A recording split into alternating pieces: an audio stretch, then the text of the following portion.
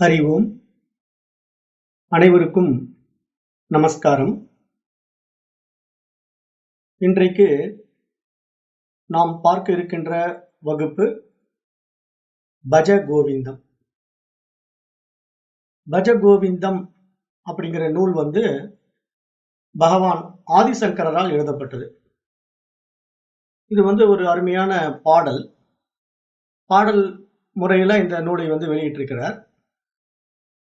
இந்த பஜ கோவிந்தம் அப்படிங்கிறது இந்த பாடலுடைய வரியாக இருக்கிறதுனால அதையே தலைப்பாகவும் இங்க பார்க்கிறோம். ஆனா உண்மையில இந்த நூலுக்கு மோக முத்கரம் அப்படிங்கிறது தான் பேரு. சமஸ்கிருதத்துல அப்படிதான் இதுக்கு பேர் இருக்கு. ஆனா நாம இந்த பஜகோவிந்தம்ங்கிற பெயர்ல ஏன் அழைக்கிறோம் அப்படின்னா, இதுல பஜகோவிந்தம் அப்படிங்கிற லைன் கண்டினியூஸா வருது. இப்ப பஜகோவிந்தம் அப்படிங்கிற வார்த்தை என்ன அப்படின்னா, பஜ அப்படின்னா பஜித்தல், பூஜித்தல் அப்படின்னு அர்த்தம். சமஸ்கிருத வார்த்தையில பஜன், பூஜை அப்படின்னா வணங்குதல் அப்படின்னு தமிழ்ல அர்த்தம். வழிபாடு, வணக்கம், வணங்குதல் அப்படிங்கிற அர்த்தத்துல அந்த கோவிந்தனை வணங்குதல் அப்படிங்கிற மாதிரிதான் இந்த பஜகோவிந்தம் பெயர் அமைக்கப்பட்டிருக்கு. இப்ப பகவான் ஆதிசங்கரர் பஜகோவிந்தம் அப்படின்னு சொல்லி அந்த கோவிந்தனை பஜிக்க சொல்றார், அந்த கோவிந்தனை பூஜிக்க சொல்றார், வணங்க சொல்கிறார். அப்படின்னா நமக்கு தோணும், ஏன் இவர் வைணவரா இருப்பாரா, ஏன் பஜகோவிந்தம்னு சொல்றாரு, சிவம்னு சொல்லலாம் இல்லையா, வேற ஏதாவது சாமியை சொல்லலாம் இல்லையா, முருகன் சொல்லலாம், அம்பால சொல்லலாம். ஆனா கோவிந்தம்னு ஏன் சொல்றாரு? அப்ப பஜ கோவிந்தம் அப்படிங்கிற வார்த்தையினுடைய ஆழமான உட்பொருள் என்ன அப்படிங்கறது நம்ம இந்த நூல்ல பார்க்க போறோம். பொதுவா மேலோட்டமா பஜ கோவிந்தம் அப்படிங்கிற வார்த்தையை பார்க்கும்போது அது இறைவனை வணங்குவது, கோவிந்தனை வணங்குவது என்பதாக பொருள் கொள்ளப்பட்டிருக்கிறது. அப்ப வணங்குவது, வழிபாடு செய்வது அப்படிங்கும் போது அது எதனுடைய அடிப்படையில வருது அப்படின்னு பார்க்கும்போது பக்தியினுடைய அடிப்படையில தான் வருது. அப்போ இங்க பக்திங்கும் போது நாமெல்லாம் ஞானத்துக்கு வந்துட்டோமே, நம்மெல்லாம் ஞான பாதையில அது எப்படி பக்திக்கு திருப்பி நம்ம போறதா அப்படிங்கிற மாதிரி நிறைய பேருக்கு சந்தேகம் வரலாம். ஆனா இங்க என்ன புரிஞ்சுக்கணும் அப்படின்னா, ஞானத்தினுடைய முதிர்ச்சி தான் பக்தி. பக்தி அப்படிங்கிறது உண்மையான அர்த்தம் என்ன அப்படின்னு பாத்தீங்கன்னா, அன்பு தான். இப்ப அன்பு தான் சிவம் அப்படின்னு சாஸ்திரம் சொல்லுது இல்லையா, அன்பே சிவம் அப்படின்ட்டு. அப்ப பக்தின்னு பார்க்கும்போது கூட அங்க அன்பு தான் பிரதானமா பார்க்கப்படுது. அப்ப அந்த அன்புங்கிறது யார் இடத்துல அன்புகள் செலுத்துவது, அதை நம்ம பார்க்கணும். அன்பு செலுத்துவது அப்படிங்கிறது, பக்தி செலுத்துவது அப்படிங்கிறது யாரிடத்திலே பக்தி செலுத்துவது, நம்ம ஆழ்ந்து யோசிச்சு பார்க்கணும்னு வச்சுக்கோங்களேன். உண்மையான அன்பை நீங்க யாருக்கிட்ட செலுத்தினாலும் சரி, அங்க இருமைகள் இருக்காது. அன்பு அதுதான் உண்மையான அர்த்தம். அன்புன்னா அங்க இருமைகள் அற்ற நிலை. அதுக்கு நம்ம எந்த அன்பை உதாரணமா புரியுற மாதிரி வச்சுக்கலாம் அப்படின்னு பாத்தீங்கன்னா, தாயினுடைய அன்பை வச்சுக்கலாம். ஒரு தாயும் சேயும் அன்பாக இருக்கிறார்கள். ஒரு தாய் தன்னுடைய குழந்தையை பெற்றிருக்கிறா, அந்த குழந்தைக்கு எப்ப பசிக்குது, எப்ப பால் கொடுக்கணும் அப்படிங்கிறது அவளுக்கு மட்டும்தான் தெரியும். அந்த குழந்தையினுடைய தேவைகளை அவ புரிஞ்சுக்குவா. அது எப்ப அழும், எப்ப அது பசிக்கும், எப்ப அதுக்கு டாய்லெட் போகும், எப்ப அது யூரின் போகும், ஒவ்வொரு விஷயமும் அந்த தாய்க்கு சரியாக தெரியும். ஏன் அப்படி அவளுக்கு சரியா தெரியுது அப்படின்னு பாத்தீங்கன்னா, அந்த குழந்தை அவளுக்கு வேறாக இல்லை. அவளேதான் அந்த குழந்தையே தான் அவ. இங்க இருமைகள் இல்லை. தாயும் சேயும் இருமைகள் கிடையாது. அவ்வளவு அந்யோன்யம், அவ்வளவு அன்பு. அப்ப இந்த அன்புக்கு பேர் தான் பகவத்கீதையும் மற்ற நூல்கள் எல்லாமே சொல்ல வர்ற சாரம் என்ன அப்படின்னு பாத்தீங்கன்னா, அனன்ய பக்தின்னு சொல்லுது. அந்த அன்புக்கு பேர் அனன்ய பக்தி. அனன்யம் அப்படிங்கிற வார்த்தைக்கு அந்நியம் அப்படிங்கிற வார்த்தைக்கு எதிரானது. அந்நியன் அப்படின்னா எதிரானவன், எனக்கு வேறானவன் அப்படின்னு பொருள். அனன்யம் என்றால் அந்த முன்னாடி ஒரு ஆவை எடுத்து போட்டுட்டோம் அப்படின்னு வச்சுக்கோங்களேன். சமஸ்கிருதத்துல அதுக்கு ஆப்போசிட் வேர்டு. அந்நியத்திற்கு எதிரான அனன்யம், அனன்ய நிலை, அந்நியம் இல்லாத நிலை. அப்ப அது அந்யோன்யம்னு சொல்றோம். அந்த அந்நியம் இல்லாத நிலையை நம்ம சொல்ல வரும்போது அவர்கள் அந்யோன்யமா இருக்கிறார்கள், அன்பாக இருக்கிறார்கள் அப்படின்னு சொல்றோம் இல்லையா.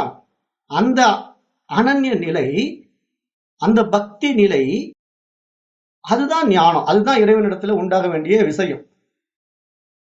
அப்ப பக்தி ஞானம் அப்படிங்கறத பிரிச்சு பார்க்க கூடாது. ஞானத்துக்கு வந்த பிறகு பக்தி வேற ஞானம் வேற அப்படின்றது அங்க இருமைகள் கிடையாது. யாரிடத்துல இருமைகள் இருக்கும் அப்படின்னா பக்தன் இடத்துல இருக்கலாம். ஏன்னா அவன் இறைவனை வேறாக கருதி கொண்டு பக்தி செய்து கொண்டிருப்பான். அவனுக்கு ஞான முதிர்ச்சி இல்ல. அவன் இருமைகள்லேயே இருந்து கொண்டிருக்கின்றவன் இடத்துல போய் ஞானத்தை பத்தி நம்ம சொன்னோம்னா ஒத்துக்க மாட்டான். ஒரு பெரிய ஞானி சொல்ல வந்துட்டாரு அப்படின்ட்டு அவன் இறைவனை தனக்கு வேறாகத்தான் பக்தி செய்வான். ஆனா உண்மையில ஞானத்துக்கு வந்தவர்களுக்கு பக்தியும் ஞானமும் வேறு வேறு இல்லை. ஏன் அப்படின்னா இங்க ஞான பாதையில வந்துட்டா அங்க இருமைகள் இல்லை. அதை நல்லா புரிஞ்சுக்கணும். இருமைகள் இல்லாத நிலைதான் ஞான நிலை. அப்ப நம்ம சாதாரணமா சொல்ல வரும்போது என்ன சொல்லு வருவோம்? பக்தியும் ஞானமும் ஒருவனுடைய 2 கண்களை போன்றது அப்படின்னு நம்ம சொல்லுவோம். இப்ப ஒரு கண் இல்லாம இன்னொரு கண்ணுனால நம்ம காட்சியை முழுமையாக பார்த்து விட முடியுமா அப்படின்னு பாத்தீங்கன்னா கொஞ்சம் சிரமமா தான் இருக்கும். ஒரு கண்ணை மூடிக்கிட்டு ஒரு கண்ணுல பாக்குறது கொஞ்சம் சிரமமா தான் இருக்கும். அப்ப 2 கண்ணு வழியா நம்ம பார்க்கும்போது நமக்கு அந்த பாக்குறோங்கிற ஒரு ஃபீலிங்கே இருக்காது. யதார்த்தமா இருப்போம்.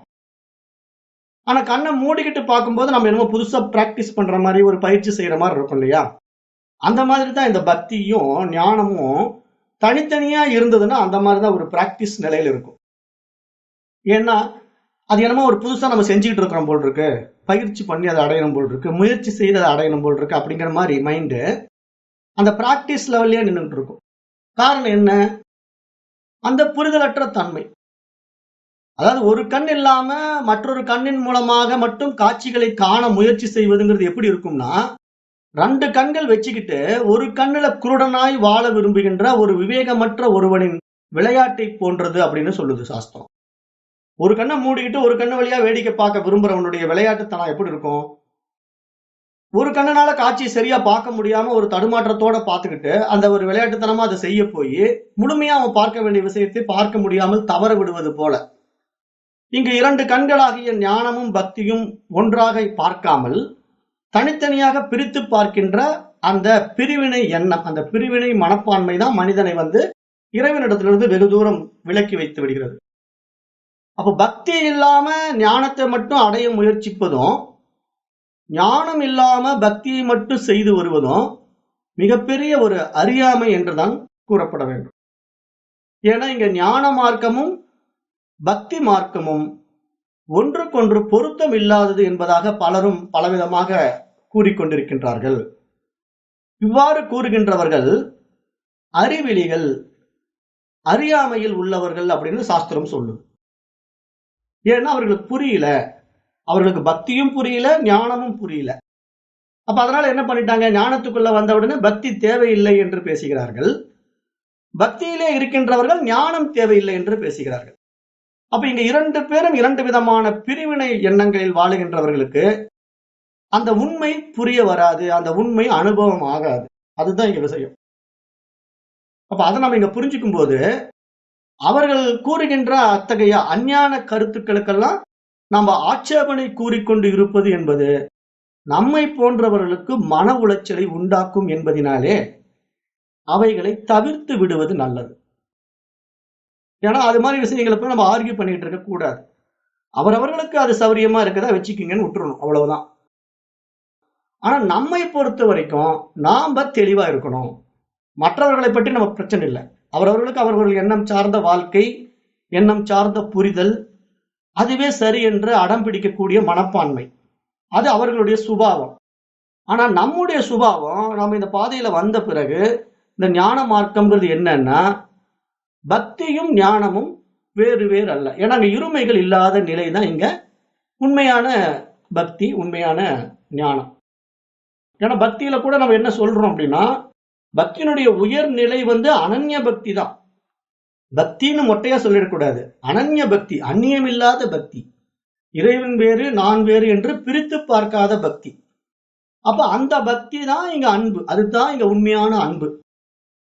அந்த அன்புக்கு உதாரணம் தாயும் சேயும், அம்மாவும் பிள்ளையும் அப்படின்னு புரிஞ்சுக்கணும். ஏன்னா ஒரு அம்மாவும் பிள்ளைக்கு தான் நம்ம ஈஸியா புரிஞ்சுக்க முடியும். வேற எந்த ஓமானத்தை வச்சு நம்ம புரிய வைக்க முடியும்? ஏன்னா ஒரு அம்மாவும் குழந்தையும் நீங்க பாத்தீங்கன்னா அப்படி ஒரு அந்யோன்யம். குழந்தை தன் கையை விட்டு போகாம பாத்துக்குவா, ரோட்ல குறுக்குல ஓடாம பாத்துக்குவா, அவளுடைய உடம்புல ஒன்றாவே அவ பாப்பா, பிரிச்சியே பார்க்க மாட்டான் குழந்தைய. ஏன்னா அது எங்க ஏமாந்துடுமோ, எங்க அடிபட்டுடுமோ, எங்க போய் சுட்டுக்குமோ அப்படின்ட்டு ரொம்ப எச்சரிக்கையா அந்த குழந்தைய, இவ வேற வேலை செஞ்சுக்கிட்டு இருக்கிற மாதிரி இருக்கும், ஆனா கண்காணிப்பு பூரா குழந்தை மேலேயே இருக்கும். அப்ப குழந்தை மேலேயே அவளுடைய மனசு எப்பயும் இருந்துகிட்டே இருக்கும்போது பாத்தீங்கன்னா, அவள் வேறு குழந்தை வேறு என்ற அந்த இருமைகள் கிடையாது. தாயும் சேயும் ஒன்றான அந்த தூய அன்பு நிலை, இங்கு இறைவனும் நாமும் ஒன்றாகிய தூய அன்பு நிலை. அந்த நிலைதான் இங்க பக்தி நிலை, அனன்ய பக்தி என்று அழைக்கப்படுகிறது. அந்த நிலைக்கு நம்ம வரணும். அதுதான் இங்க சாஸ்திரம் சொல்ல வர்ற முக்கிய சாரம். ஏன்னா அந்த நிலைக்கு வந்த பிறகு இங்கு தனக்கு வேறாக இறைவன் இல்லைங்கிறது எப்படி சாத்தியமாகுது அப்படின்னா, இப்ப அந்த குழந்தையை பொறுத்த வரைக்கும் தனக்கு வேறாக தாய் இல்லை அப்படிங்கிறது சாத்தியமாகும். அந்த குழந்தை எப்படின்னா, அது அதனுடைய போக்குல என்ன வேணா செய்ய பார்க்கும். ஆனா தாய் விட மாட்டான். எங்க போய் நெருப்புல கை வச்சிடுமோ, எங்க போய் ரோட்ல குறுக்குல ஓடிடுமோ அப்படின்னு அதை பிடிச்சி இழுத்து வச்சுக்கிட்டு பாதுகாப்பா வச்சுக்கிட்டு எப்பயுமே அதை கண்காணித்து கொண்டு இருக்கின்ற ஒரு தாயினுடைய நிலை எப்படின்னா, அந்த குழந்தை தனக்கு வேறாக இல்லை என்ற அந்த தெளிவு, அந்த ஞானம் தாயினிடத்திலே இருப்பது போல, இங்கு இறைவனிடத்திலே, அவனிடத்திலே தன்னை ஒப்படைத்து விட்டவனுக்கு இருமைகள் கிடையாது. அவன் தன்னிலிருந்து அவனை விலக்கி பார்ப்பதே கிடையாது. அதுதான் இங்க நம்ம அடைய வேண்டிய இலக்கு, அந்த நிலை. அப்போ அந்த பக்தி ஆரம்பத்துல சகுன பக்தியாக இருக்கும் பொழுது, அதாவது உருவங்களை வழிபடுகின்ற பொழுது, அவனிடத்திலே இறைவன் வேறு நான் வேறு என்ற இருமைகளுடன் கூடிய துவைத பக்தி ஆரம்பத்துல இருக்கத்தான் செய்யும். ஏன்னா புரியாத நிலை அது. ஆனா அதே பக்தி நாளடைவிலே இறைவன் மட்டுமே இருக்கின்றான் என்ற நிர்குண பக்தியாக, அந்த நிர்குண நிலையிலே, சகுன நிலையிலே இருந்து நிர்குண நிலையிலே மாறிவிடும், மாறும். அப்படி மாறும் பொழுது பக்தனுக்கும் பகவானுக்கும் இடையிலேயான வித்தியாசம் மறைந்து அங்கு ஏக்கத்துவம் உண்டாகிவிடும். அப்போ பக்தி மார்க்கத்திலே பக்தனும் பகவானும் என இருவரும் இருப்பது பார்ப்பவர்களுக்கு உண்மையாக தோன்றினாலும், அந்த ஆழமான பக்தியின் வெளிப்பாடு அந்த பக்தனையும் பகவானையும் உள்ளத்தால் ஒருங்கிணைத்து விடுகிறதுங்கிறது இங்க விஷயமே. இங்க உடலால் இருவரும் வேறு வேறாக இருக்கலாம், தாயும் சேயும். ஆனா உள்ளத்தால் இருவரும் ஒருவரே. அது எப்படி நம்ம புரிஞ்சுக்கிறோம்? இப்ப குழந்தைக்கு பசிக்குதுன்னா தாய்க்கு தெரியும், குழந்தை தூக்கத்தில் விட்டு எழுந்துருச்சுன்னா தாய்க்கு தெரியும், குழந்தைக்கு தூக்கம் வருதுன்னாலும் தாய்க்கு தெரியும். அப்ப குழந்தை ஏதாவது சொல்லுச்சா, எனக்கு தூக்கம் வருது, எனக்கு பசிக்குது அப்படின்னு ஏதாவது சொல்லுதா வாயை திறந்து? அது ஒண்ணுமே சொல்லாது. ஆனா தாய்க்கு அந்த ஒவ்வொன்றும் தெரியும். என்ன எப்ப செய்யணும், அவனுக்கு எப்ப பசிக்குது சாப்பாடு போடணும், எப்ப அதுக்கு தூக்கம் வருது தூங்க வைக்கணும் அப்படின்னு ஒவ்வொன்றும் அவளுக்கு தெரியும். ஏன்னா அவளும் அந்த குழந்தையும் வேறு வேறு இல்லை. அதுதான் அங்க உண்மையான அன்பு. அது மாதிரி இங்க இறைவனிடத்திலே நாம் செலுத்துகின்ற அன்பு அந்த இருமைகளற்ற அனன்ய அன்பாக இருக்க வேண்டும், அனன்ய பக்தியாக இருக்க வேண்டும். அந்த பக்தி தான் இங்க ஞானம். ஞானம்ங்கிறது வேற ஒண்ணும் இல்லை, அந்த தூய பக்தி தான் இங்க ஞானமா கன்வெர்ட் ஆகுது, அவ்வளவுதான், வேற ஒண்ணும் கிடையாது. அதை நம்ம புரிஞ்சுக்கணும். அப்ப இதை நம்ம எப்படி நடைமுறையில பார்க்கிறோம் அப்படின்னா, பகவானை சரணடைந்த பக்தன் ஒருபொழுதும் பகவானிடமிருந்து பிரிந்து தனியாக இருக்கவே முடியாது. அந்த வகையில நம்ம உலகறிந்த அத்வைதிகளை எல்லாம் பார்க்கலாம்.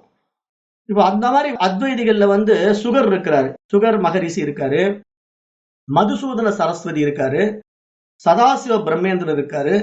அப்ப இந்த மாதிரி மகான்கள் எல்லாமே இறைவனை தனக்கு வேறாக பார்க்கவில்லை. இறைவனும் நானும் ஒருவனே என்கின்ற அந்த தூய அன்பிலே, அந்த அனன்ய பக்தியிலே அவர்கள் இறைவனுடன் இரண்டர கலந்து விட்டார்கள். அதுதான் இங்க உண்மையான பக்தி, அதுதான் உண்மையான அன்பு. ஆனா நம்ம இடத்துல இப்ப எப்படி பக்தி இருக்கு அப்படின்னா, மூட பக்தி. நிறைய பேர் முட்டாள்தனமான விஷயங்களை நம்ம கிட்ட புகுத்தி நம்முடைய மனோநிலைகளை எல்லாம் புரிந்து கொண்டு, பணத்தை நோக்கி தேவைப்படுதா இந்த கோயிலுக்கு போங்க, குழந்தை வேணுமா அந்த கோயிலுக்கு போங்க அப்படின்ட்டு நம்முடைய வீக்னஸ் எல்லாம் புரிஞ்சுக்கிட்டு இந்த மாதிரி பக்தி, மூட பக்திகளை நுழைக்கின்ற நிறைய மூடர்கள் தான் இன்றைக்கு அதிகமாகி விட்டார்கள். அதுதான் இங்க சாஸ்திரம் என்ன சொல்ல வருதுன்னா, இது மாதிரி மூடர்களிடமிருந்து நம்ம விலகி இருக்க வேண்டும். ஏன்னா இந்த பாதையில பயணிக்கின்றவர்களுக்கு அந்த மாதிரி ஒரு இருமை நிலை எப்பொழுதுமே வரக்கூடாது அப்படிங்கிறதுல தெளிவாக இருக்க வேண்டும் என்பதாக எதிர்பார்க்குது. நம்மிடத்துல வாழ்ந்து மறைந்த மகான்கள் எல்லாம் நீங்க பாத்தீங்கன்னா எல்லோருமே அந்த அனன்ய பக்தி மூலமா தான் அந்த ஞான நிலைக்கு வந்திருப்பாங்க. ஏன்னா நம்ம பார்த்த ராமகிருஷ்ண பரமஹம்சர், ரமண மகரிஷி, வள்ளலார் எல்லாருமே எடுத்துக்கங்களேன். எல்லா மகான்களுமே பக்தியிலிருந்து தான் அந்த ஞானத்துக்கு வர முடியும். ஆனா அந்த பக்தியிலிருந்து ஞானம்ங்கிறது என்னன்னா இருமைகளற்ற நிலை தான் ஞானம்.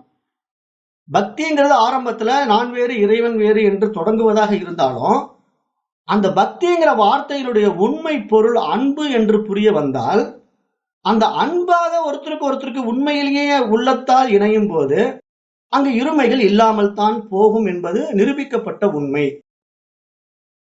அதை நம்ம நடைமுறையில பார்க்கணும் இல்லையா? அதுதான் தாய் சேய் அன்புங்கிறது நான் சொல்ல வரேன். ஏன்னா இங்க அன்பு அப்படிங்கிற ஒரு விஷயம், பக்தி அப்படிங்கிற ஒரு விஷயம் இருமைகளற்ற நிலையில் நடக்க வேண்டிய விஷயம். அது அம்மாவனுடைய பாசமும் குழந்தையினுடைய அன்பும் அங்க இருமைகளற்ற நிலையில இருக்கிறதுனால தான் குழந்தைக்கு என்ன வேணுங்கிறது தாய்க்கு தெரியுது. அந்த நிலையில இறைவனுக்கு தெரியும், தன் பக்தனுக்கு என்ன வேணுங்கிறது இறைவனுக்கு தெரியும். அப்ப நானே அதுவாக இருக்கிறேன், அதுவே நானாக இருக்கின்றேன் என்பது அவனுக்கு புரியும். ஒரு தாய்க்கு தன்னுடைய குழந்தை எனக்கு வேறாக இல்லை என்பது எப்படி தெரியுமோ அது போல அது மாதிரி புரிந்து கொள்ளணும்.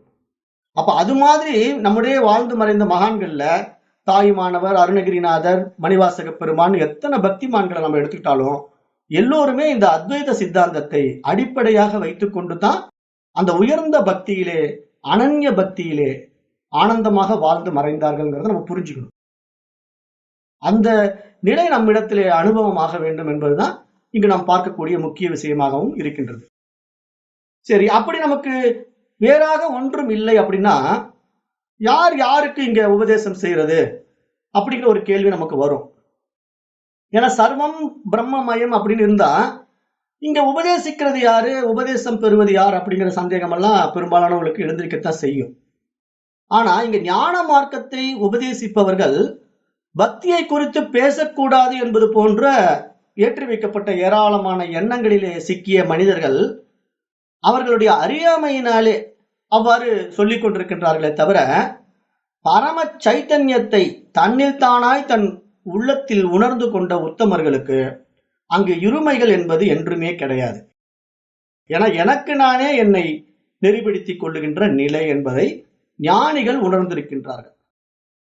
ஏன்னா ஞானிகளை பொறுத்த வரைக்கும் எப்படின்னா இங்க தான் அப்படிங்கிற ஒரு தனித்துவம் இல்லை, தன்னையே எல்லாவற்றிலும் பார்க்கின்றார்கள். அதை எப்படி புரிஞ்சுக்கலாம் அப்படின்னு பாத்தீங்கன்னா மீண்டும் அதே தாய் சேய்க்கு தான் வருவேன். ஒரு அம்மாவும் குழந்தையும், ஒரு அம்மாவுக்கு தன்னுடைய குழந்தை அறிவாளியா இருக்கணும்னு நினைப்பாளா, முட்டாளா இருக்கணும்னு நினைப்பாளா? எந்த ஒரு தாயும் தன்னுடைய குழந்தை முட்டாளா இருக்கணும்னு நினைக்க மாட்டான். தன்னுடைய குழந்தை அறிவாளியா வளரணும், நல்லா ஆரோக்கியமா இருக்கணும் அப்படின்னு தான் எல்லா தாயும் விரும்புவான். அப்ப அப்படிப்பட்ட தாய் என்ன செய்வான், தன்னுடைய குழந்தைக்கு அறிவை புகட்டுவதற்காக இதை செய்யாத, அதை செய்யாத, இது தப்பு, இது சரி அப்படின்ட்டு அவனை திருத்தி நல்வழியில் காட்டி நல்ல நடத்தையிலே அவனை கொண்டு வர விரும்புவான். அதுதான் தாயினுடைய அன்பு. அந்த அன்பு தான் ஞானிகள் இடத்துல இருக்கும். அந்த ஞானிகள் என்ன செய்யறாங்க அப்படின்னா நமக்கு ஏன் அவர்கள் உபதேசம் செய்கின்றார்கள்? தனக்கு வேறாக யாரும் இல்லை என்று கூறுகின்ற ஞானிகள் அவர்கள் மட்டுமே இருக்கின்றார்கள் எனும்போது அவர்கள் ஏன் மற்றவர்களுக்கு உபதேசம் செய்ய வேண்டும் என்ற குதர்க்கமான கேள்விகள் எழுப்புபவர்கள் நிறைய பேரை பார்க்க முடியும்.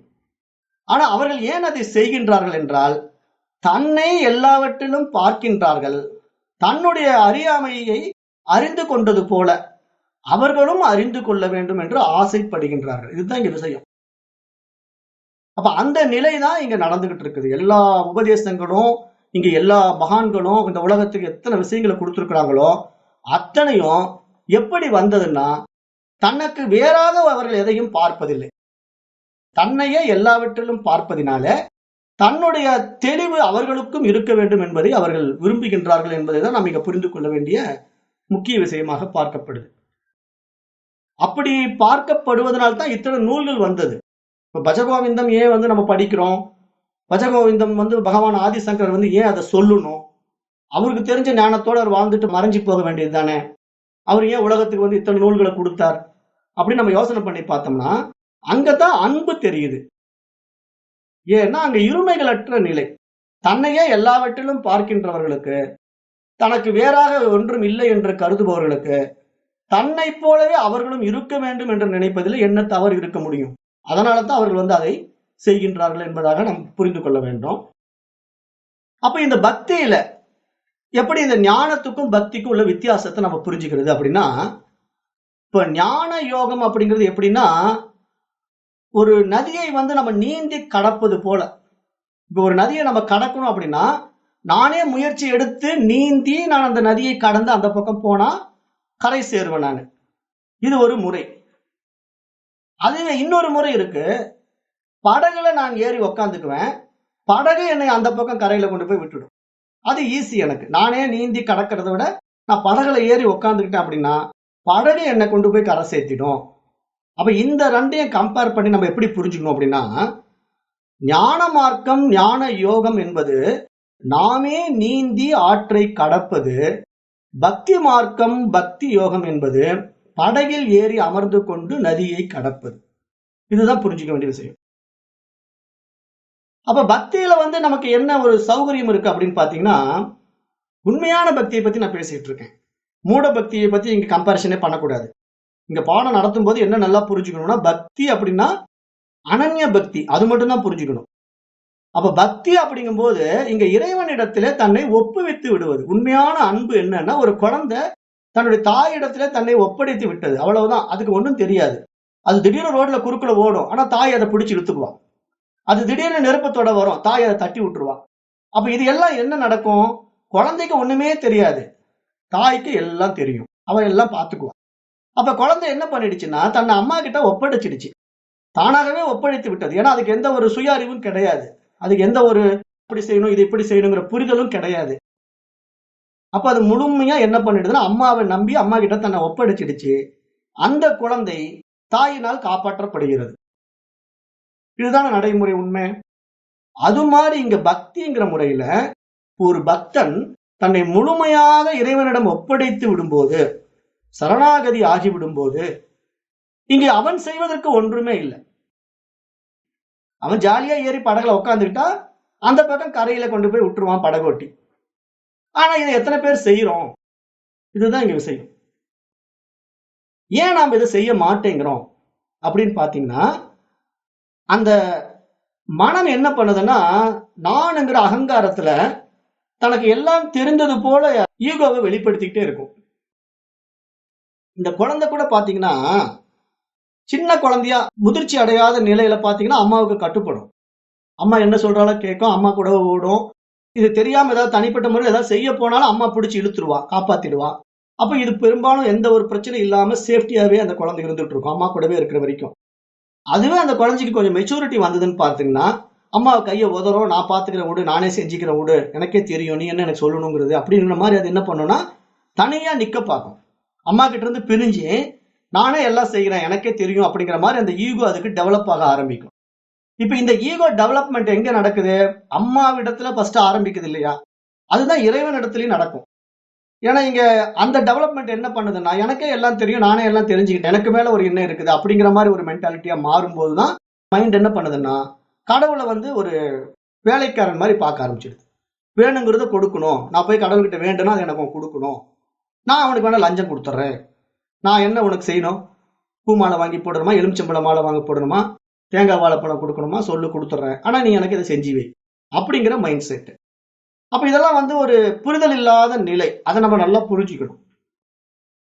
அப்ப இந்த நிலையில பக்திங்கிற உண்மை நிலை என்ன அப்படின்னா, இறைவனும் நானும் வேறு வேறு இல்லை என்ற அந்த பூரண ஒப்புவித்தல், அந்த சரணாகதி தத்துவத்துக்குள்ள நம்ம வந்துட்டோம் அப்படின்னா அது அனன்ய பக்தியின் பேரு.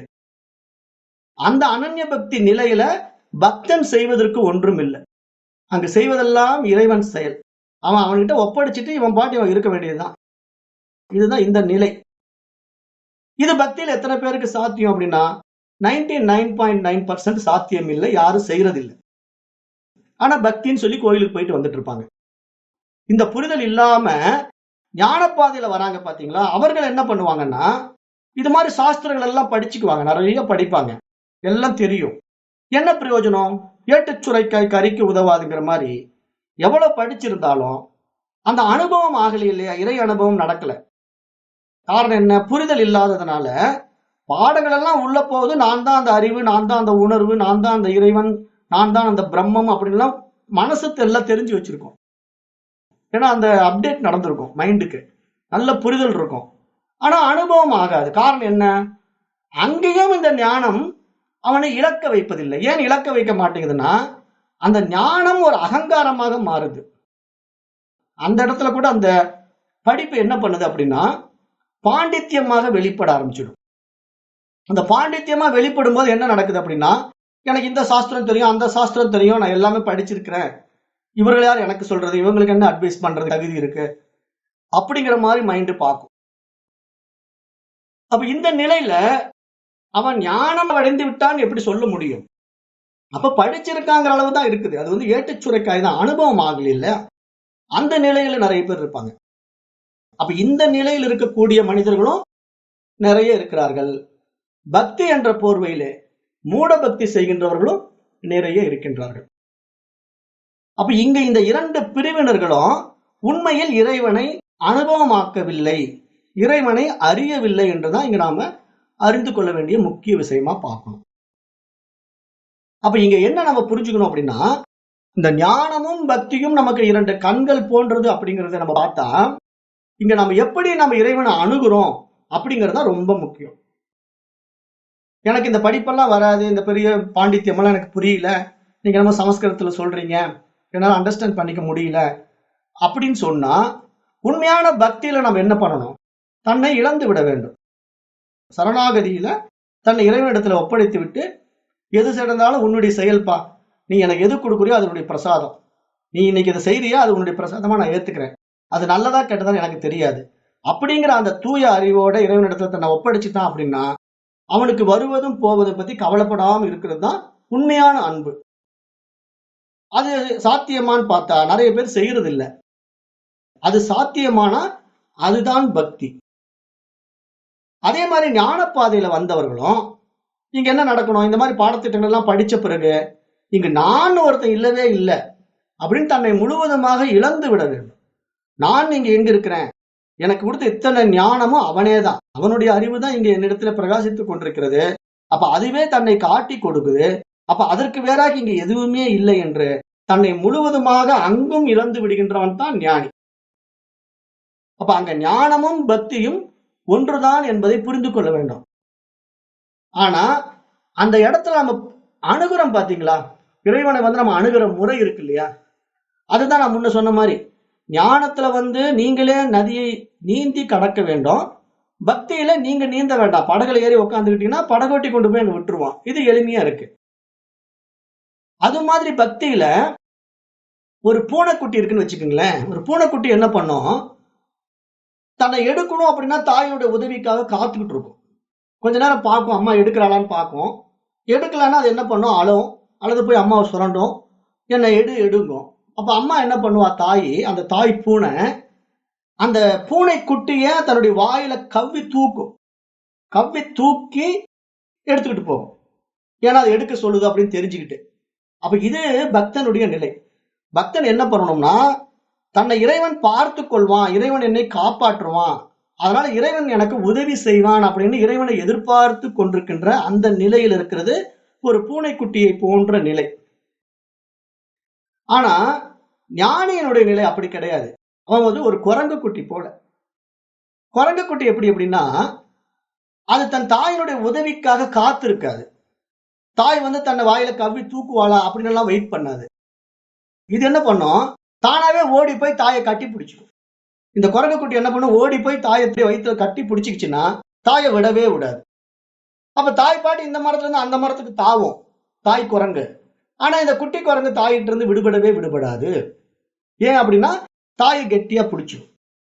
அப்ப இங்க ஞானிக்கும் பக்தனுக்கும் உள்ள வித்தியாசம் என்ன அப்படின்னா, ஞானி வந்து குரங்கு குட்டி போல அவன் இறைவனை போய் கெட்டியா பிடிச்சிக்கிறான், இறைவன் அவனை விடவே மாட்டான்.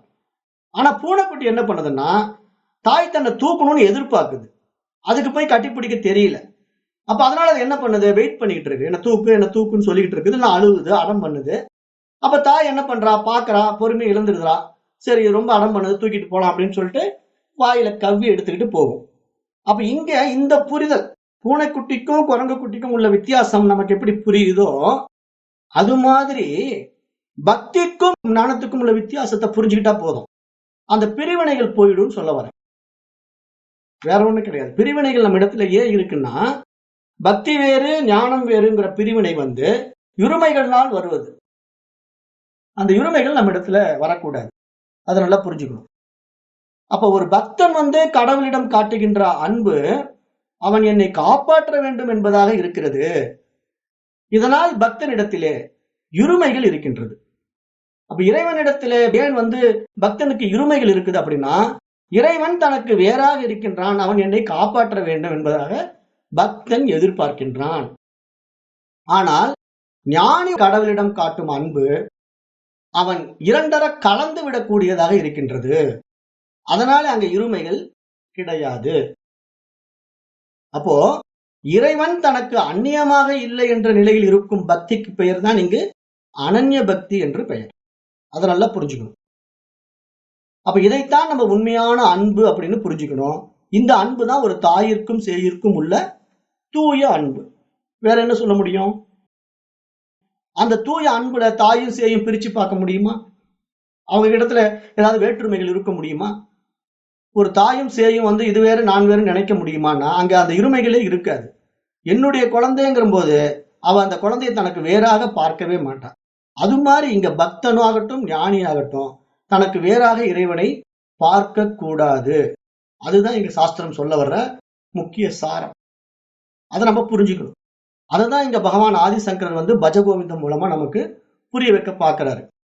அப்ப இருமைகளற்ற பக்தியான அனன்ய பக்தியை பற்றி பேசுகின்ற நூல்களாகிய பகவத்கீதை படிக்கும் பொழுது அல்லது யோக வாசிஷ்டத்திலே வசிஷ்ட மகரிஷி ராமபிரானுக்கு வழங்கும் உபதேசங்களை கேட்கும் பொழுதும் அல்லது பகவான் ஸ்ரீ தத்தாத்திரேயர் அவதூத கீதையிலேயோ அல்லது ஸ்ரீ திரிபுர ரகசியத்திலேயோ அவர் சொல்லப்பட்ட கருத்துக்களை எல்லாம் நம்ம உள்வாங்கி புரிந்து கொள்ளும் போது என்ன நமக்கு புரிய வருது அப்படின்னா, எல்லாமே அந்த இறைவன் ஒருவன் மட்டும் இருக்கின்றான், அவனுக்கு வேறாக இங்கு எதுவும் இல்லை.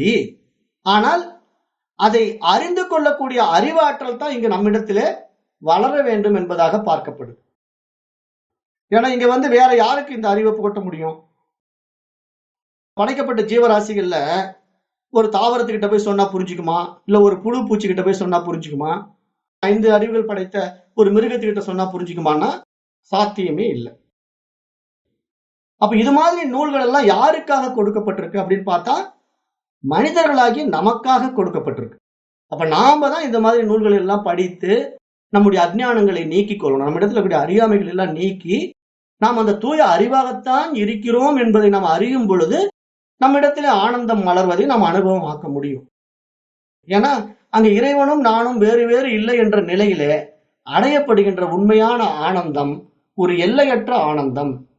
அதுதான் நம்ம வாழும் பொழுதே அடையக்கூடிய ஆனந்தம். அந்த ஆனந்தத்துக்கு பெயர் தான் இங்க முக்தி, மோட்சம், பரமபதம் என்பதாக பார்க்கப்படுது. அப்ப அதை நாம் இங்க புரிஞ்சுக்கணும். அப்ப இங்க மகான்கள் நிறைய நூல்கள் கொடுத்திருக்கிறாங்க இல்லையா? ஏன்னா வேதத்துல சாஸ்திரங்கள்ல இருந்து எடுத்து நிறைய பிரகரண கிரந்தங்கள் நம்ம இடத்துல கொடுக்கப்பட்டிருக்கு. அதுல ஆதிசங்கரதே நிறைய நூல்கள் இருக்கு. இன்னும் விவேக சூடாமணி எல்லாம் படிச்சீங்கன்னா இன்னும் அருமையா இருக்கும். அப்போ எதை கற்றாலும் கேட்டாலும் இந்த படைப்புகள் எல்லாமே அந்த ஏக இறைவனை அறிவதற்கு தடையாக உள்ள மனதின் மாயை திரையை கிழித்து அதற்கு பின்னால் உள்ள அந்த உன்னத உத்தமனை உணர வைக்கின்ற உயர்ஞான பாதைக்கு அந்த சாதகனை அழைத்து சென்று அவனுக்கு அத்வைத ஞானத்தை ஊட்டுகின்ற உன்னதமான படைப்புகள் என்றால் அது மிகையாகாது. அதுதான் இந்த நூல்கள் பூரா. அந்த வரிசையில இப்ப இந்த பஜகோவிந்தம் என்ற நூலும் நம்ம இடத்திலே கொடுக்கப்பட்டிருக்கு. அப்போ இது போன்ற படைப்புகள், இது போன்ற நூல்கள், நிறைய நூல்கள் இருக்கு இல்லையா? அந்த நூல்கள் என்ன பண்ணுதுன்னா ஒரு மனிதனை அறியாமையிலிருந்து விடுபட வைத்து அவனை அந்த அறிவாகத்தான் இருக்கின்றாய் என்பதை காட்டி கொடுக்கின்ற நூல்களாக பார்க்கப்படுது. அப்ப இது மாதிரி நூல்கள் ஏன் நமக்கு கிடைக்குது? எல்லாருக்கும் கிடைக்க வேண்டியதுதானே, ஏன் நமக்கு மட்டும் கிடைக்குது அப்படின்னு பார்த்தோம்னா இங்கதான் நமக்கு விஷயம் புரிஞ்சுக்கணும். ஏன் நமக்கு கிடைக்குது அப்படின்னா இங்க வந்து சித்த சுத்திங்கிற ஒரு விஷயம் இருக்கு. அதாவது நம்முடைய வாழ்க்கை முறையில நம்ம கடந்து வந்த பாதைகளை திரும்பி பார்த்தோம் அப்படின்னா, இந்த பிறவின்னு இல்ல. நம்ம பல்வேறு பிறவிகளாகவே நம்ம பயணம் பண்ணி வந்திருக்கிறோம். புல்லாய், புழுவாய், பல்மிருகமாய், பறவையாய், பாம்பாய்ன்னு மணிவாசக பெருமான் பாடுவது போல பல பிறவிகள் நம்ம எடுத்திருக்கிறோம். அப்ப அந்த பிறவிகளை நம்ம கடந்து கடந்து நிறைய பிறவிகள்ல நாம வரும்பொழுது நமக்கு நிறைய விஷயங்கள் இது மாதிரி புற விஷயங்கள் வந்து உள்ள போயிட்டே இருக்கும், மைண்டுக்குள்ள போயிட்டே இருக்கும். அப்ப மைண்டுக்குள்ள போக போக மைண்டினுடைய அப்டேஷன் இருக்கு இல்லையா, அப்டேட் ஆகணும் இல்லையா மைண்டு. ஃபர்ஸ்ட் ஒரு சென்ஸ்ல இருந்த அந்த ஒரு அறிவு தாவரமா இருந்த நாம தான் வந்து 2 அறிவு உரிச்ச புழு பூச்சிகளா மாறி, அப்புறம் 3 அறிவு, 4 அறிவு, 5 அறிவுன்னு சொல்லி இப்ப 6ஆம் அறிவு பரிமாணத்துல மனிதனாக உயர்ந்து நிற்கிறோம். அப்ப இந்த மனித பிறவிங்கிறது படைக்கப்பட்ட ஜீவராசிகளிலேயே அரிதான பிறவி. ஏன்னா இதுலதான் வந்து இந்த மாதிரி பாடங்களை எல்லாம் படித்து புரிந்து கொள்ளக்கூடிய பிறவி. வேற எந்த பிறவிலும் இந்த வாய்ப்பு கொடுக்கப்படல இல்லையா? அப்ப இந்த பிறவி கிடைச்சிருக்கிறது வந்து பல கோடி ஜன்மங்கள் செய்த புண்ணிய பலன் அப்படின்னு பார்த்தோம்னா, நாம செய்த நற்காரியங்கள் ஒவ்வொரு பிறவியிலையும் மற்றவர்களுக்கு தீங்கு செய்யாம முடிஞ்ச அளவுக்கு நம்ம நல்ல வழியில வாழ்ந்திருந்தா மட்டும்தான் இந்த பாடத்திட்டங்கள் எல்லாம் நமக்கு வந்து பலன் கொடுக்கும். இந்த மாதிரி பாடத்திட்டங்களும் உள்ள போய் வேலை செய்யும். இல்லைன்னா இந்த மாதிரி பாடத்திட்டத்துக்கெல்லாம் வர முடியாது. அப்ப இந்த பாடம் இந்த மாதிரி பாதையெல்லாம் வந்து நம்முடைய கர்மாவில படி பூர்வ கர்மா புண்ணிய கர்மா இருந்தா தான் இதுக்குள்ளெல்லாம் வர முடியும் என்பதாக சாஸ்திரம் சுட்டி காட்டுது. அப்ப அந்த அடிப்படையில தான் மகான்கள் பூரா வந்து இந்த உபதேசம் கொடுக்கும்போது எல்லாருக்கும் இது போய் சேருவது கிடையாது. அது யாருக்கு கிடைக்கணுமோ அவங்களுக்கு தான் போய் கிடைக்கும். ஏன்னா அது அவன் அருளால் தான் அவன் தாழ் பணிய முடியும். வேற யாரும் வந்து தனிப்பட்ட முறையில போய் அதெல்லாம் செஞ்சிட முடியாது. அவனுடைய அனுகிரகம் இருக்கணும், இறைவனுடைய அனுகிரகம் இருக்கணும். ஏன்னா அவனே தன்னை அறிவதற்கான அந்த பாதையை அவன் தேர்ந்தெடுத்து அந்த பாதையிலே தன்னை அவன் அறிந்து கொள்கின்றான் என்பதை நம்ம இங்க புரிந்து கொள்ள வேண்டும். அப்ப அந்த மாதிரி தான் இங்க மகான்கள் எல்லாம் வந்து அவரவர்கள் அறிவாற்றலுக்கு ஏற்ற உபதேசங்களை கொடுத்து கொண்டிருக்கிறார்கள். இங்க யாரையும் நம்ம குறை சொல்ல முடியாது. ஏன்னா இவர் ஏன் அப்படி பேசுறாரு, அந்த மகான் ஏன் இப்படி பேசுறாரு அப்படின்னு பாத்தீங்கன்னா, இங்க ஒவ்வொருத்தரும் அந்தந்த மாணவனுடைய தகுதிக்கேற்ற ஆசிரியர்கள் அதனெல்லாம் புரிஞ்சுக்கணும். இப்ப வந்து ஒரு 10th ஸ்டூடெண்ட்ல வந்து ஒரு பையன் படிச்சுக்கிட்டு இருக்கான் 10th கிளாஸ்ல. அப்ப அங்க 10th சொல்லிக் கொடுக்கக்கூடிய ஆசிரியர் வந்து அந்த 10th ஸ்டாண்டர்டுக்கு உண்டான பாடம் தான் எடுத்துட்டு இருப்பாரு. 12th படிக்கக்கூடிய பையனுக்கு 12th ஸ்டாண்டர்ட் சம்பந்தப்பட்ட பாடம் இந்த ஆசிரியர் எடுத்துட்டு இருப்பாரு, இன்னொரு ஆசிரியர். +2 முடிஞ்சு கிராஜுவேஷன் போகும்போது டிகிரியில வேற பாடம் எடுத்துட்டு இருப்பாரு, அங்க ப்ரொஃபசர். அப்ப இங்க ப்ரொஃபசர் கிளாஸ் டீச்சர் அப்படின்னு ஏன் மாறுபடுறாங்கன்னா, மாணவனுடைய தகுதிக்கு ஏற்றவாறு ஆசிரியர்கள் மாறுவது போல இங்கு சாதகனுடைய தகுதிக்கு ஏற்றவாறு குருவும் மாறுபடுகின்றார்கள் என்பதை புரிந்து கொள்ள வேண்டும். ஏன்னா ஏன் வந்து நான் இந்த சாமியார்கிட்ட போய் இந்த வேலையை படிச்சுட்டு இருக்கிறேன், ஏன் அங்க போய் நான் யோகா கத்துட்டு இருக்கேன், அங்க ஏன் போய் நான் மூச்சு பயிற்சி பண்ணிட்டு இருக்கேன் அப்படின்னு பாத்தீங்கன்னா, அந்த மாணவனுடைய தகுதிக்கு ஏற்ற அந்த குரு தான் வருவார். ஏன்னா அவனுக்கு எடுத்த உடனே ஞானத்தை கொடுக்க முடியாது இல்லையா? இப்போ ஒரு 10ஆம் வகுப்பு படிக்கிற மாணவனை கொண்டு வந்து கிராஜுவேஷன்ல உட்கார வச்சு என்ன பண்ணுவான்? திரு முழிப்பான். ஏன்னா அவனுக்கு டிகிரி படிக்க வளர்ச்சி அடையவே இல்லை, மனசும் வளரல, பாடமும் வளரல. எப்படி அவன் படிப்பான்? படிக்க முடியாது. அப்போ உலகியல் பாடத்துல எப்படி நம்ம வந்து படிப்படியா 1ஆம் கிளாஸ்ல இருந்து ஒவ்வொரு டீச்சரா பார்த்துக்கிட்டு வந்தோமோ, அது மாதிரி ஆன்மீக பாடத்திலையும் நம்ம ஒவ்வொரு டீச்சரா பார்த்து தான் மேல வரணும். அப்படி மேல வரும்போது கீழ்நிலை ஆசிரியர்களை நம்ம குறை சொல்லக்கூடாது. இப்ப வந்து யோகா படிச்ச மாஸ்டர் வந்து நான் ஞான பாதைக்கு வந்த பிறகு மோசம் எப்படி சொல்ல முடியும்? இப்ப 10th படிச்ச மாணவன் வந்து +2க்கு வந்த பிறகு 10th டீச்சரை மோசம் எப்படி சொல்ல முடியும்? இவர் எனக்கு ஆகாவளி பாடத்தை சொல்லி கொடுத்துட்டாரு, +2 டீச்சர் எனக்கு நல்ல பாடத்தை சொல்லி கொடுத்தாரு சொல்ல முடியுமா? அந்த 10th அவன் படிக்க வேண்டியதை படிச்சாதான் +2ல சொல்ல வேண்டியதை புரிய வரும். அப்ப +2 படிக்கும் போது 10th டீச்சர் சப்போர்ட்டா இருந்திருக்காருங்கிறது அவன் புரிஞ்சுக்குவான் இல்லையா?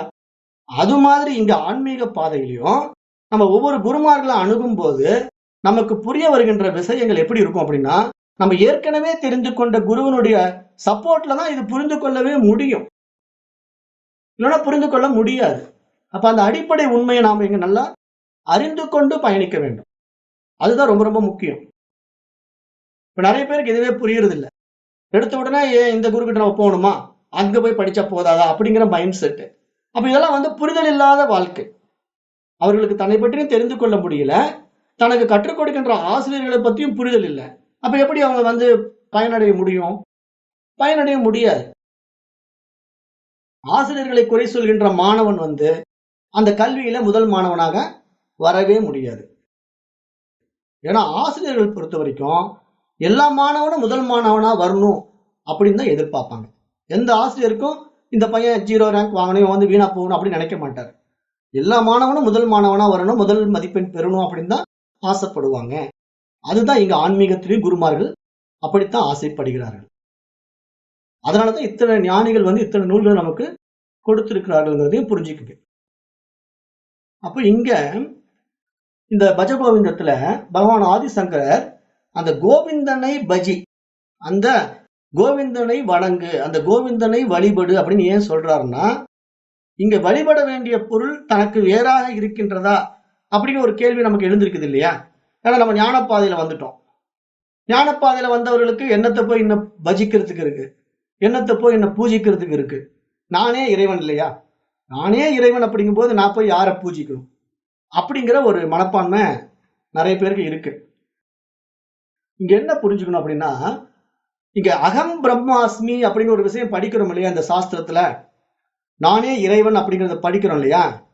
அதை எப்படி நம்ம புரிஞ்சுக்கிறோங்கிறது தான் இங்க பாடத்தினுடைய முதிர்ச்சியா அடங்கி இருக்கு. அதை நான் உங்களுக்கு சொல்றேன். இப்போ அகம் பிரம்மாஸ்மிங்கிற ஒரு விஷயத்தை இப்ப நான் படிச்சுட்டேன். படிச்ச உடனே எனக்கு என்ன புரியணும்? நான் பிரம்மங்கிற அகங்காரமா புரியணுமா, இல்ல பிரம்மம் தான் இருக்கிறதுனால நான் இருக்கிறேன்னு புரியணுமா? நல்லா யோசனை பண்ணி பாருங்க. அகம் பிரம்மாஸ்மிங்கிற ஒரு விஷயத்தை நான் படிச்சுட்டேன்.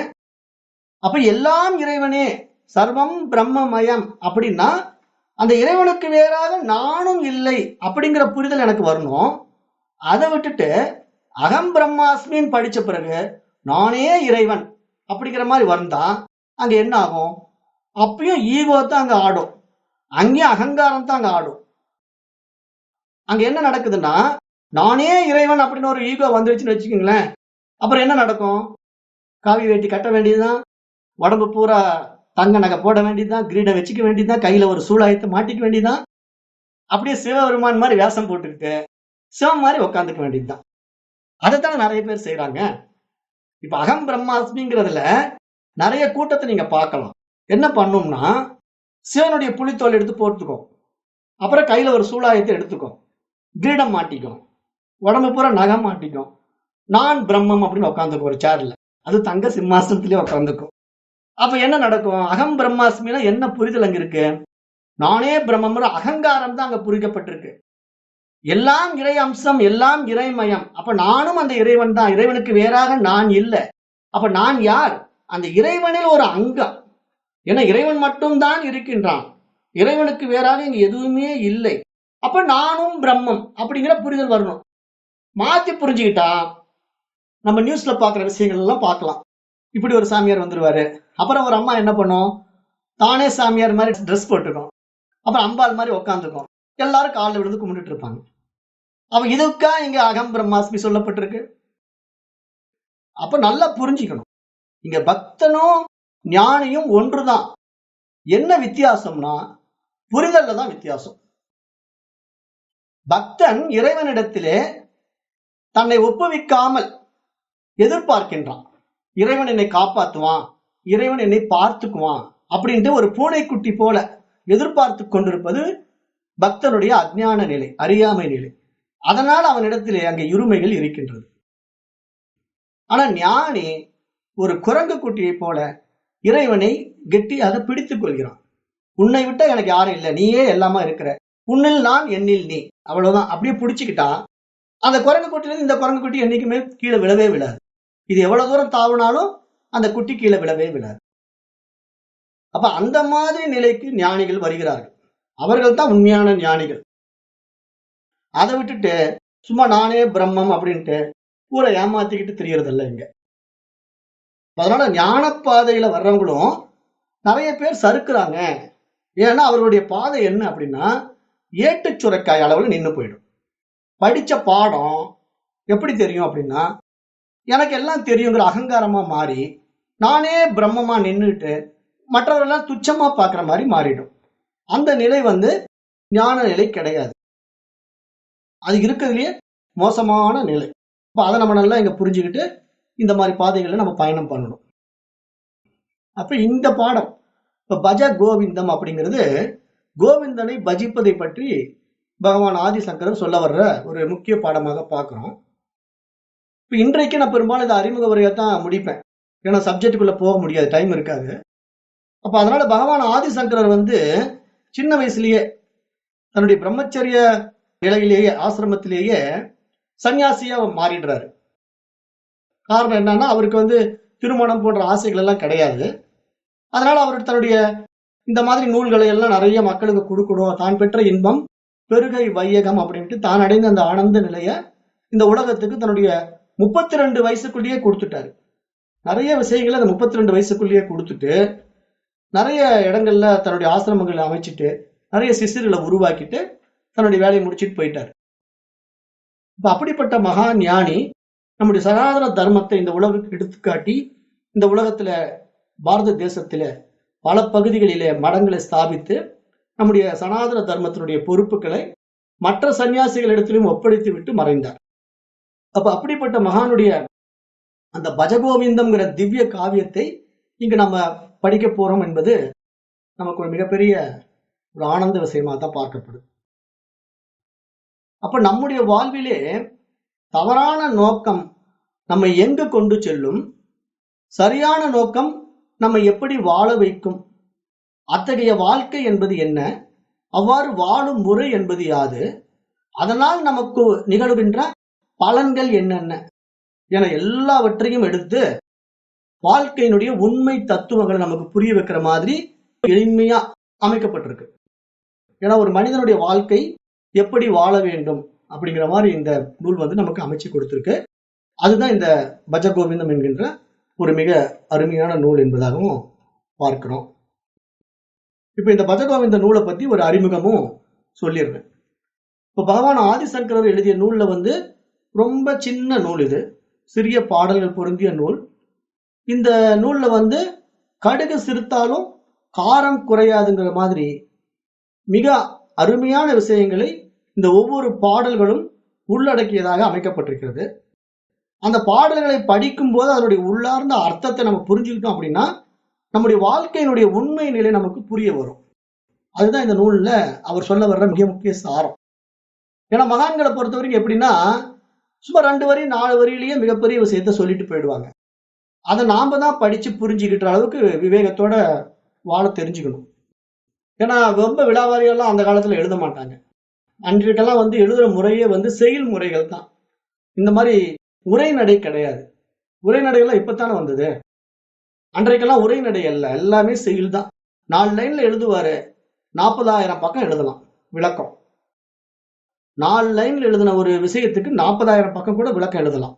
அவ்வளவு விஷயங்கள் அதுல உள்ள அடங்கி இருக்கும். அதை நாம் எப்படி புரிஞ்சுக்கிறோம் அப்படிங்கிறது நம் ஒவ்வொருத்தருடைய தனிப்பட்ட அறிவாற்றலை சார்ந்துதான் இருக்குது, புத்தி சக்தி சார்ந்ததான் இருக்கு. அப்ப இங்க புரிதல்ங்கிறது ஒவ்வொருத்தருக்கு ஏன் மாறுபட்டு இருக்குது அப்படின்னு பார்த்தோம்னா அவரவருடைய மன தூய்மையை பொறுத்தது. ஏன்னா இங்க சித்த சுத்தி அப்படிங்கிற ஒரு விஷயத்தை எடுத்தோம் இல்லையா, அந்த சித்த சுத்திங்கிறது என்னன்னா, மனம் பல விஷயங்களை ஏற்றி வைத்துக்கிறது, மற்றவர்கள் சொல்றதெல்லாம் உள்ள வாங்கிக்குது. ஆனா அதை விசாரணை பண்றது இல்லை. மனதுகிட்ட இருக்கிற தவறு என்னன்னா, ஒருத்தர் சொல்றதை அப்படியே நம்புது. எப்படி நம்புதுன்னா, இப்ப ஒரு ஜோசியக்காரர்கிட்ட போகுது, அவன் ஜோசியக்காரன் சொல்றான், இந்த மாதிரி நீங்க இந்த கோயிலுக்கு போயிட்டு வந்தீங்கன்னா உங்க குடும்ப கஷ்டமெல்லாம் தீந்துடும், அதனால இந்த கோயில்ல போயிட்டு இந்த குளத்துல குளிச்சுட்டு வாங்க அப்படின்னு சொல்றா. அப்படின்னா உடனே இவர் என்ன பண்றாரு, கிளம்பி அந்த கோயிலுக்கு போறது. எவ்வளவு தூரமா இருந்தாலும் சரி, கடனை வாங்கிட்டாவது போறது. போயிட்டு அந்த கோயில்ல போய் குளிச்சுட்டு பார்ப்பாரு, ஒரு மாற்றம் நடக்காது. அப்புறம் உடனே ஜோசியக்கார்கிட்ட போய், எங்க நீங்க சொன்னீங்க, நான் இந்த கோயிலுக்கு போனேன், நீங்க சொன்ன அதே குளத்துல தான் குளிச்சேன், ஒரு மாற்றம் வரலையே, இருங்க கட்டத்தை பாக்குறேன். அவர் கட்டத்தை பார்ப்பாரு. அன்னைக்கு சனி அங்க உட்கார்ந்தது, அதனால அந்த கோயிலுக்கு போக சொன்னேன். இப்ப இன்றைக்கு கொஞ்சம் மாறிடுச்சு, அதனால ஒண்ணு பண்ணுங்க, இந்த கோயிலுக்கு போயிட்டு வாங்க அப்படின்னு சொல்லி இன்னொரு கோயிலுக்கு அனுப்புவாரு. ஏன்னா இவருக்கு ஒரு வருமானம் வேணும், அவருக்கு அந்த பிரச்சனை முடியணும். அப்ப எதை தின்னா பித்தம் தெரியுங்கிற மாதிரி மனிதர்கள் அலைந்து கொண்டிருக்கிறவர்களுக்கு இதெல்லாம் ஒரு சாதகமான சமாச்சாரமாக பயன்படுத்தி கொள்கிறார்கள் மனிதர்கள். மற்றவர்களுடைய இயலாமைய தனக்கு சாதகமாக மாற்றிக்கொள்ளுகின்ற மனிதர்கள் தான் அதிகமாக நம்ம பார்க்க முடியுது. ஆனா என்ன நம்ம இங்க புரிஞ்சுக்கணும்னா, நம்ம இடத்துல கொடுக்கப்பட்டிருக்கிற பகுத்தறிவு இருக்குல்ல, நன்மை தீமைகள் நம்ம இடத்துல எது நல்லது எது கெட்டதுன்னு பகுத்து பிரித்து புரிந்து கொள்ளக்கூடிய அந்த ஆற்றல் நம்மிடத்திலே தனிப்பட்ட முறையில மற்ற ஜீவராசிகளிடத்திலிருந்து மேம்பட்டு காணப்படுது. அப்ப நம்ம புரிஞ்சுக்கணும், இங்க என்ன தேவை, என்னுடைய தேவை என்ன, என்னுடைய கஷ்டம் ஏன் வருது, எதனால் இந்த கஷ்டம் வந்தது, நான் என்ன தப்பு செஞ்சேன், என்னுடைய நடத்தையில என்ன தவறு இருக்கு அப்படின்னு என்னை நானே சுய விசாரம் பண்ணி பார்த்தேன்னா, என்னுடைய மனதில் இருக்கக்கூடிய தவறுகளை நானே திருத்திக் கொள்ள முயற்சி செய்தேன் என்றால், நான் ஏன் மூடத்தனமான விஷயங்கள்ல போய் மாட்ட போறேன்? மாட்ட மாட்டேன். ஏன்னா தீதும் நன்றும் பிறர் தர வாரா. இன்னொருத்த கொடுக்க முடியாது. எனக்கு நன்மையும் ஒருத்த கொடுக்க முடியாது, தீமையும் ஒருத்த கொடுக்க முடியாது. ரெண்டுக்கும் நானே காரணம், நானே கர்த்தா, நானே போக்தா. அப்ப நானே அதை அனுபவித்தே ஆக வேண்டும். ஏன்னா நான் விதைக்கிறது தானே நான் அறுவடை செய்ய முடியும். நான் மாங்காய் விதையை விதைச்சிட்டு தேங்காய் விதையை எதிர்பார்க்க முடியுமா? வராது. அது மாதிரி நான் கட்டதை செஞ்சுட்டு எனக்கு நல்லதே வரலன்னா எப்படி வரும்? வராது. அப்ப நமக்கு நல்லது வரணும் அப்படின்னா நம்ம நல்ல காரியங்களை செய்ய வேண்டும். அப்ப நல்ல காரியங்களை செய்வதற்கு நம்ம ஏன் மற்றவர்களை நாட வேண்டும்? நம்முடைய மனதிலே நமக்கு தோணுகின்ற நல்ல விஷயங்களை நன்றே செய், அதை இன்றே செய்யும் செஞ்சுட்டு போயிட்டு இருக்க வேண்டியதுதானே. இதை போய் நீங்க எந்த கோயில்ல முறையிட்டா என்ன, இங்கிருந்து நீங்க பத்ரிநாத் போனா என்ன, ராமேஸ்வரம் போனா என்ன, ஒன்றும் நடக்காது. ஏன்னா நீங்க தேடும் பொருள் நீங்களாகவே இருக்கிறீங்களே தவிர வெளியே தேடி பிடிக்க முடியாது. ஆனா வெளியே தேடி அலைவது நம்முடைய அஜ்ஞானம், நம்முடைய அறியாமை.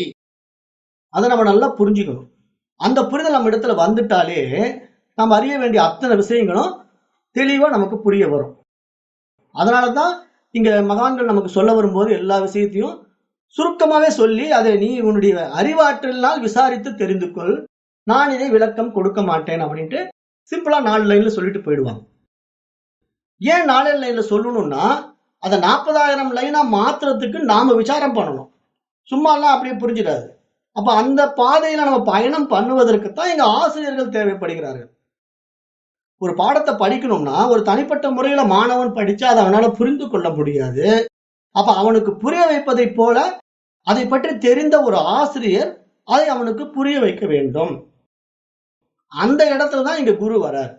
அப்ப இங்க குரு என்பவர் யாருன்னா ஆசிரியராக இருந்து மாணவனுக்கு அறிவுரைகளை வழங்கும் போது அந்த சாஸ்திரம் என்ன சொல்ல வருகிறது, அதை நீ எப்படி புரிந்து கொள்கின்றாய், அதை எடுத்து நான் இப்படி உனக்கு புரியும்படி விளக்குகின்றேன் அப்படிங்கிற அந்த விளக்கத்தை மாணவனுக்கு புரியும் வண்ணம் அவனுடைய தகுதிக்கு ஏற்றவாறு எடுத்து சொல்லுகின்ற அந்த பாதை தான் இங்க ஞானிகளுடைய பாதை. மகான்கள் ஞானிகள் எல்லாம் அப்படித்தான் இந்த பாதையில வராங்க.